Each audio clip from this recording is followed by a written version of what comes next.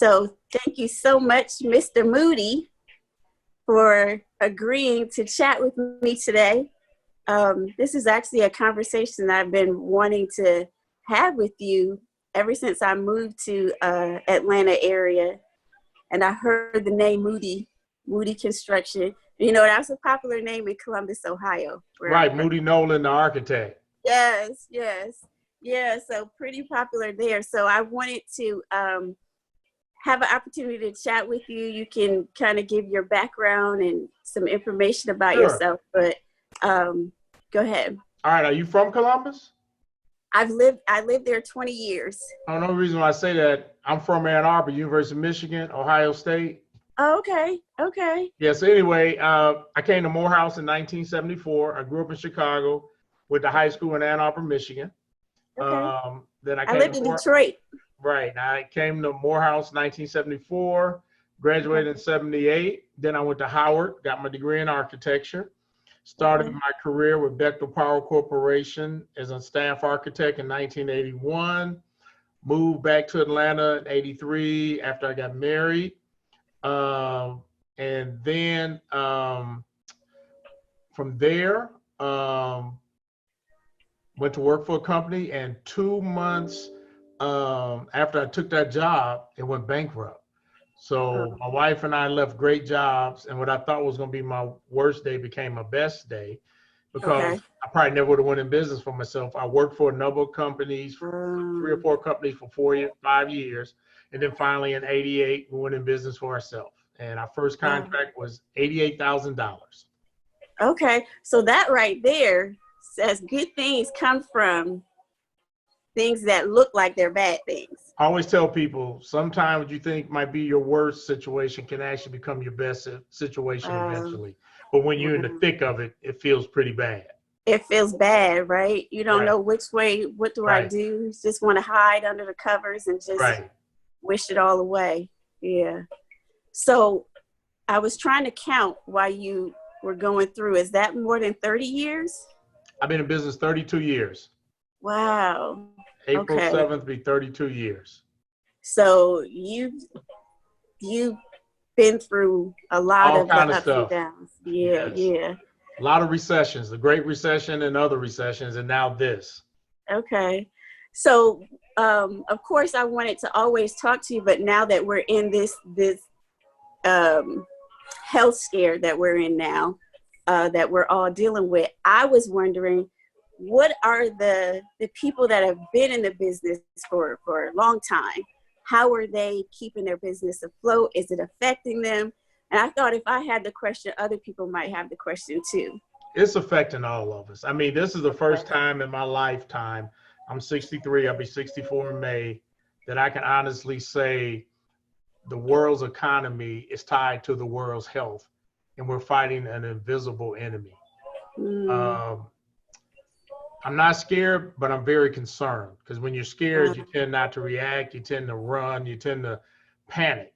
But I'm very concerned. This is going to impact a lot of businesses. A lot of companies won't make it from this, but there are going to be great opportunities from this too, because they're going to be because lives are going to change. There's going to be different things. I just think a lot of great opportunities are going to become available for those who know how to take advantage of what they see is going to change and how we live every day around the world. Right. So your business is construction. Yeah, commercial construction. We build buildings for people. We're not a developer. We just build, and we don't design. Okay, so you just build the infrastructure. Okay. So now in the construction business, there are a lot of moving parts in that, right? Yes. Okay, so you have all your different team members that are involved in the process. Those team members have to be connected to people that are not on the team, like permits and inspections, all of that. So there are a lot of, this would affect a lot of what you do every day, right? This shutdown. Now this is tough. I mean, fortunately, construction is able to keep working, but we still have to practice CDC guidelines. People can't be closer than 6 feet. We got to keep extra things on site for hygiene. So deliveries have to be made a certain way. Inspections are not actually happening as fast. So it's impacting us greatly. Um, People can't So, get as many hours now working, so it's different. so have you like implemented like separate shifts for people, or what are you doing? No, we fortunately most of our jobs are such that it's not a lot of people on them right now anyway, of the stages they're in.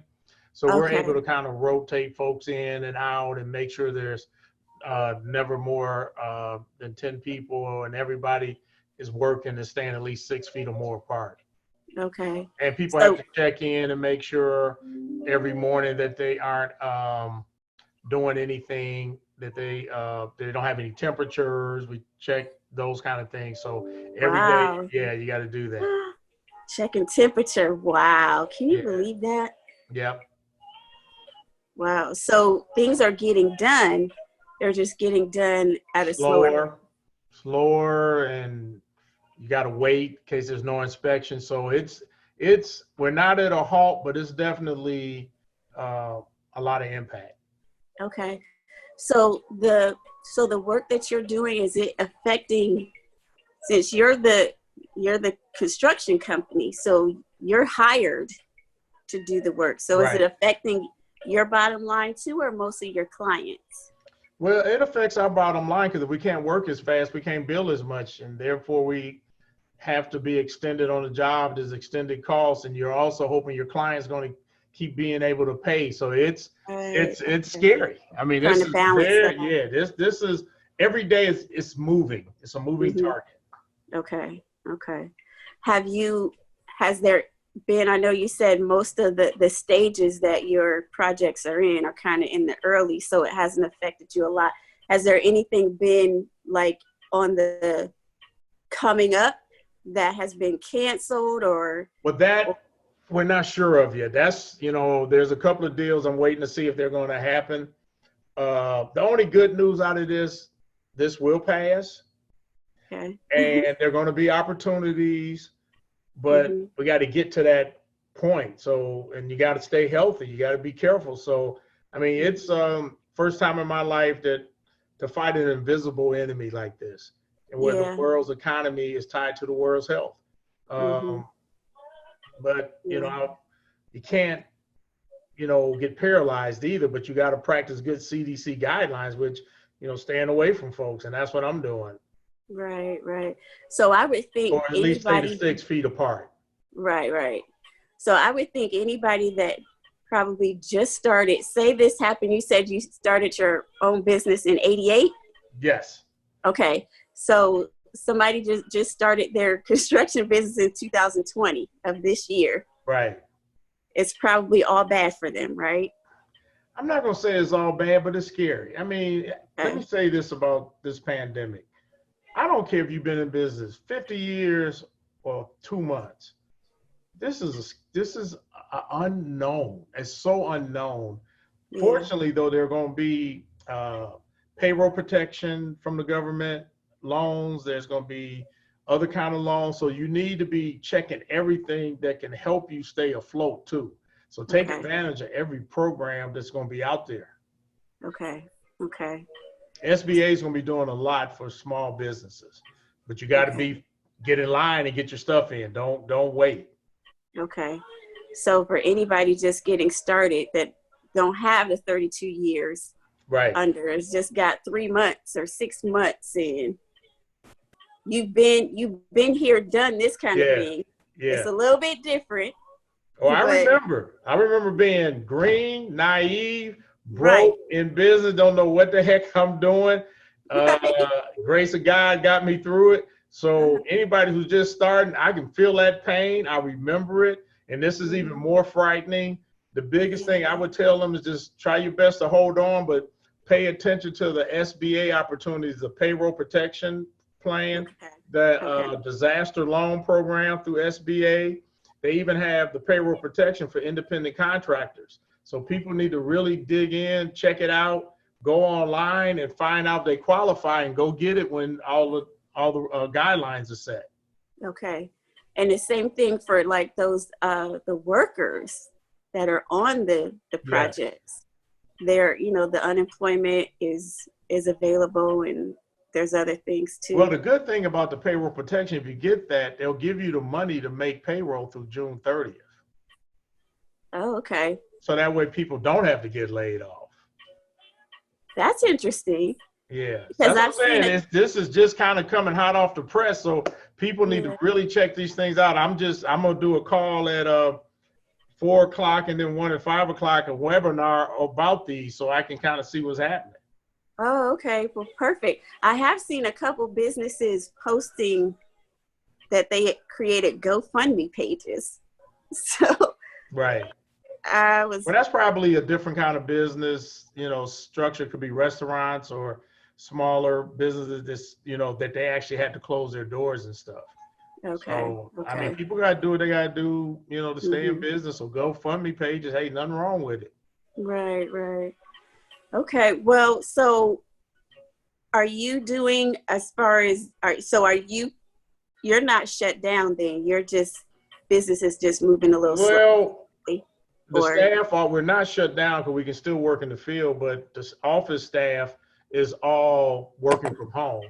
I just came into the office for the interview, but everybody's working from home. So it's we're not shut down, but it's at a slow pace. Okay, got you. So what are you doing to entertain yourself? I know I've seen some videos of you on LinkedIn with your doing some dance routines, and so what are you doing to keep yourself active? Doing a lot of exercising, hanging out in nature. Okay. Where we live, watching. We got a set of geese, and the mother goose is sitting on her eggs. So that's 25 to 30 days. So hopefully the eggs will be hatching. The predators, we got coyotes and a hawk, and fox, and all kind of stuff don't get the eggs. Watching my mallards swim around in the pond, and all these are just natural wildlife that live what we call Moodyville. And so I just kind of watch that, and then I'm watching all the markets and staying close to my folks, making sure everybody's okay, and just doing a lot of praying that this is over soon. All right, perfect.